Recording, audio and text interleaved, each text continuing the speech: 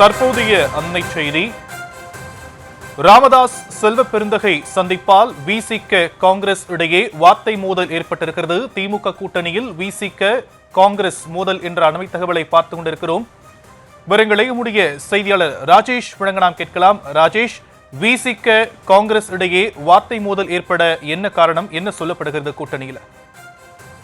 ஷாம், வணக்கம். சில தினங்களுக்கு முன்பு காங்கிரஸ் கட்சியினுடைய மாநில தலைவர் செல்வ பெருந்தகை தைலாபுரம் தோட்டம் சென்று ராமதாஸ் அவர்களை சந்தித்திருந்தார்.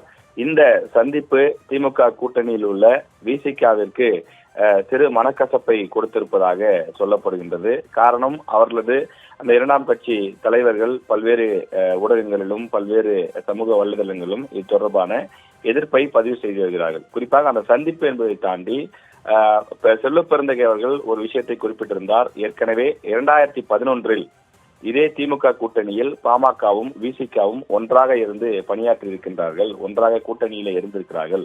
அதுபோன்று கூட்டணி அமைக்க முன்வர வேண்டும். அவர்களும் தமிழ் சமுதாயத்திற்கு பாடுபட்டவர்கள் தான். தமிழ்நாட்டிற்காக உழைக்கக்கூடிய இரண்டு கட்சிகள் இரண்டு வெவ்வேறு அணிகளில் இருப்பதை விட ஒரே அணியில் இருப்பதே சிறந்தது என்ற வகையிலே அவர் கருத்தை தெரிவித்திருந்தார்.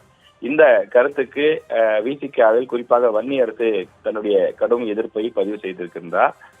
அவர் பேசும்போது காங்கிரஸ் கட்சி அவர் யாரை வேண்டுமானாலும் சந்திக்கலாம், ஆனால் நாங்கள் ஒருபோதும் பாஜகவுடனும் பாமகவுடனும் கூட்டணி இல்லை என்று எங்களது தலைவர் சொல்லி வரக்கூடிய நிலையில செல்வ பெருந்தகை எப்படி இப்படி ஒரு கருத்தை கூறலாம்? பதிலுக்கு நாங்கள் காங்கிரஸ் கட்சி ஏன் பாஜகவுடன் கூட்டணி வைக்க கூடாது என்று கேள்வி எழுப்பினால் அது எவ்வளவு முரணானதாக இருக்கும், அவருக்கு கோபம் வராதா என்றெல்லாம் அவர் பல்வேறு விஷயங்களை சுட்டிக்காட்டியிருக்கின்றார். வருகின்ற சட்டமன்ற தேர்தலில் காங்கிரஸ் கட்சியை விட நாங்கள் கூடுதலான சீட்டுகளை கேட்போம்.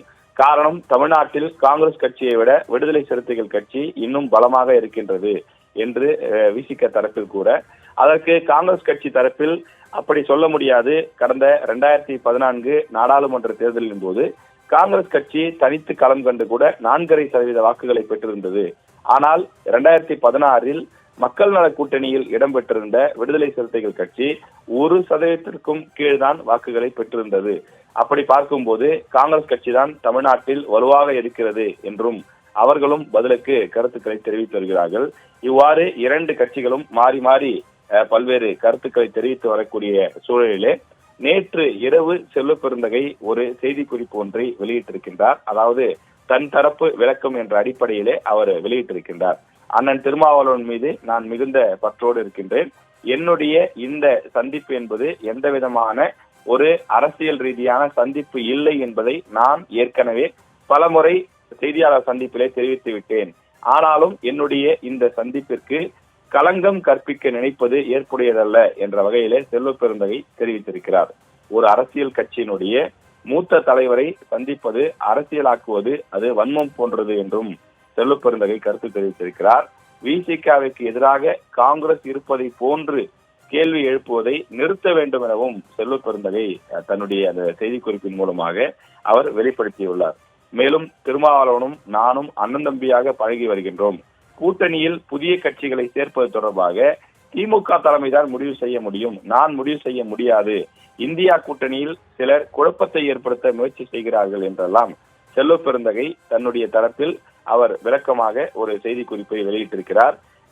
டாக்டர் ராமதாஸ் உடனான செல்வ பெருந்தகை சந்திப்பு என்பது அரசியல் அரங்கில் இன்னும் ஓயாமல் தொடர்ந்து அது வார்த்தை போர், தொடர்ந்து பல்வேறு விதமான பின்னணியிலே பல விஷயங்கள் தொடர்ந்து நடந்து கொண்டுதான் இருக்கின்றது.